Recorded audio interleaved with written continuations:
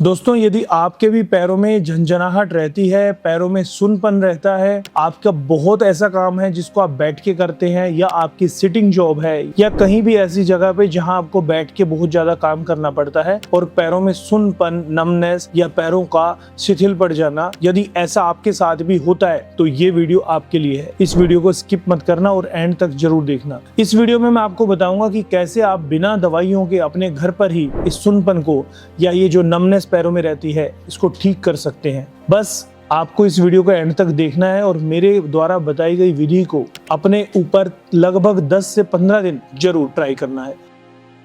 पहले हॉस्पिटल्स की इतनी सुविधा नहीं होती थी, तो हमारे घर में जो दादी नानी होती थी वो बहुत सारी चीजें जानती थी, आयुर्वेद को बहुत समझती थी। वो घर में ही ऐसे कुछ तरीके बताते थे जिनसे हम लोग ठीक हो जाया करते थे। बट आज के लोगों ने वो छोड़ दिया है और सीधा मॉडर्न साइंस या मेडिकल साइंस की तरफ भागते हैं, जिससे रिजल्ट भी नहीं मिलता और परेशानी भी बहुत अधिक होती है। देखिए, यदि आपका बहुत ऐसा काम होता है जिसमें आपको लंबे समय बैठना पड़ता है, तो बैठने से हमारे पैरों की जो नसें हैं वो शिथिल पड़ जाती हैं, पैरों में ब्लड सप्लाई कम हो जाती है। कई बार ऐसा होता है कि पैर सो जाता है, हम जब पैर रखते हैं तो हमें एहसास ही नहीं होता कि हमने पैर नीचे रखा है, और उसके बाद धीरे धीरे उसमें ब्लड सप्लाई जाती है तो ऐसा लगता है जैसे बहुत सारी चींटियां काट रही हों। फिर एक सनसनाहट सी महसूस होती है। क्या आपके साथ भी ऐसा होता है? और यदि ये बार बार हो रहा है तो आपको फिर एक बार ये सोचना पड़ेगा कि ऐसा क्यों हो रहा है। दोस्तों, इसका कारण होता है कि हमारे शरीर में बहुत सी नसों का जाल होता है। यदि आप सारी नसों को सीधा करेंगे तो उसकी इतनी लंबी परिधि बन जाती है कि पूरी धरती के ऊपर आप उसको लपेट सकते हो।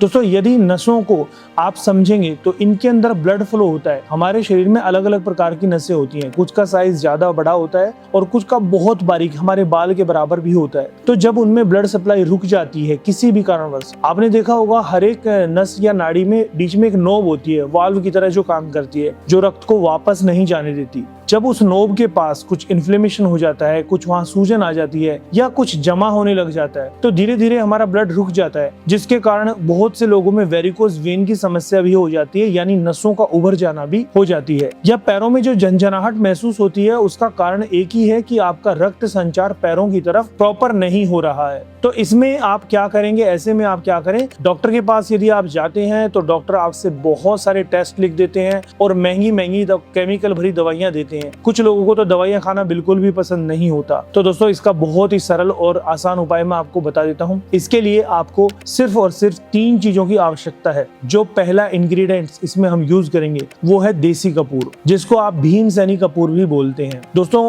कपूर जब आप मार्केट में लेने जाएं तो ये जरूर सुनिश्चित करें कि वो जो कपूर आपने देखा होगा छोटी छोटी टैबलेट फॉर्म में आता है, गोलियों में आता है, जिसको अक्सर हवन के लिए यूज करते हैं, वो कपूर आपने नहीं लेना है। भीमसेनी कपूर जो मेडिकल में यूज होता है, आयुर्वेद के डॉक्टर या किसी पंसारी की दुकान से आपको मिल सकता है। और दूसरा दोस्तों, आपको लेना है नींबू। जी हाँ, नींबू तो सबके घर में उपलब्ध आसानी से हो ही जाता है। तो नींबू और कपूर ले लीजिए और अब आप एक ऐसा टब लेंगे जिसका मुंह चौड़ा हो, जिसमें आपके दोनों पैर आराम से जा सके। छोटी बाल्टी में पैर रखने में आपको दिक्कत होगी तो कोई ऐसा टब या परात या तसला ले लें जिसमें आपके पैर आराम से डिप हो सके। अब आपको क्या करना है, सोने से पहले गुनगुना पानी करना है और पानी का टेम्परेचर इतना रखेंगे कि पानी बहुत ज्यादा पैरों को जलाए ना, और इतना भी ठंडा ना हो कि आपको सिकाई का एहसास ही ना हो। आप समझिए कि हमको अपने पैरों को सेकना है। वो क्यों सेकना है? ताकि हमारी नसों में जो ब्लड सप्लाई रुकी हुई है वो खुल सके। देखिए, शरीर का टेम्परेचर आप जानते ही हैं 37 डिग्री के लगभग होता है, और जब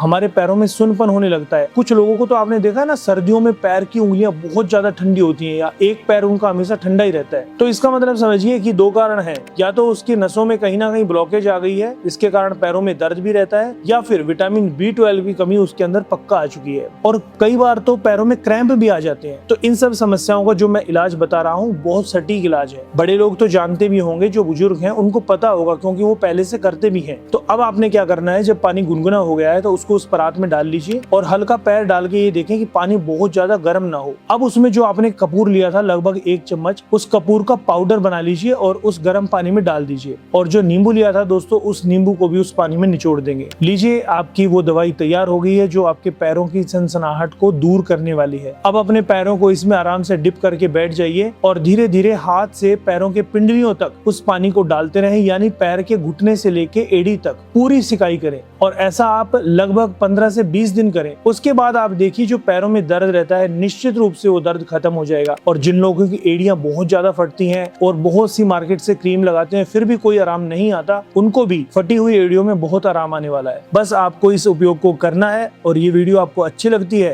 तो अपने दोस्तों के साथ शेयर करना है। दोस्तों हम बहुत मेहनत करके वीडियो बनाते हैं, आप हमारी वीडियो को दोस्तों के साथ शेयर करें और अगर आपको पसंद आती है तो उसको लाइक करें और कमेंट में बताएं क्या आपके घर में भी आपने देखा है ये प्रयोग करते हुए। यदि दादी नानी या कोई घर का बड़ा बुजुर्ग ये प्रयोग करता हो तो मुझे आप कमेंट में जरूर बताएं। और यदि आपको लगता है कि मुझे ऐसी प्रॉब्लम्स हैं तो हमारे जो नीचे दिए व्हाट्सएप नंबर पे आप व्हाट्सएप पे अपना नाम, स्थान और समस्या लिख के भेजेंगे तो हमारी टीम आपसे जरूर कांटेक्ट करेगी और हो सकता है कई बार मैं पर्सनली भी आपको रिप्लाई करूं। तो दोस्तों हमारे चैनल पे बने रहने के लिए आप सभी का बहुत बहुत धन्यवाद। इस चैनल को सब्सक्राइब जरूर कीजिए।